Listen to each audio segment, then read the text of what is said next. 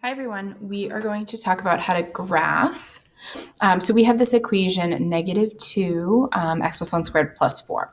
So the first thing we want to think about if we're going to graph this is where this vertex would be.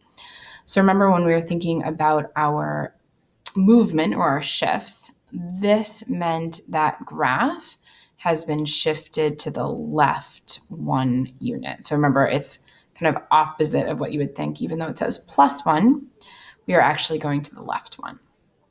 The +4 out here will shift our graph up 4 units. And again, when we have a plus out here, it's kind of exactly what you would think, in the sense that a plus sign means up. So if we are normally thinking about a vertex that starts in the origin at the middle, that's our parent function. If we go left 1 and up 4, we now have this vertex here at -1, 4. So that's going to be the vertex of our parabola. Knowing the axis of symmetry is also helpful. So I'm going to draw in the axis of symmetry right down the middle of that parabola. And I'm going to write it as x equals -1. So in order to draw an accurate parabola, I would like to get a few more coordinate points on this graph. So to get coordinate points, I'm going to pick an x value and figure out what y would be.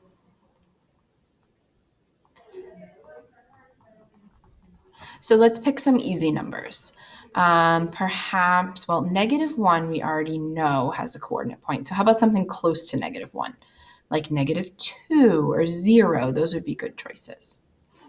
So I'm going to choose to plug in 0. So if I plug in 0 for my original equation, the statement would look like this. So everything is the same as my original equation, except I'm using 0 for x.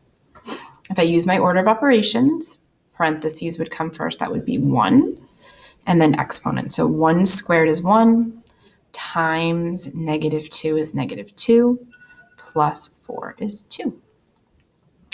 So I know that I have a coordinate point at 0, 2. So what's really helpful about having this axis of symmetry here is that I know there must be another point that's the mirror image over here. So I'm able to get a couple points on this parabola, and I only really had to plug a number in, only had to plug one number in. Let's plug in another number to get maybe a few more points, and then we can draw in a nice accurate parabola.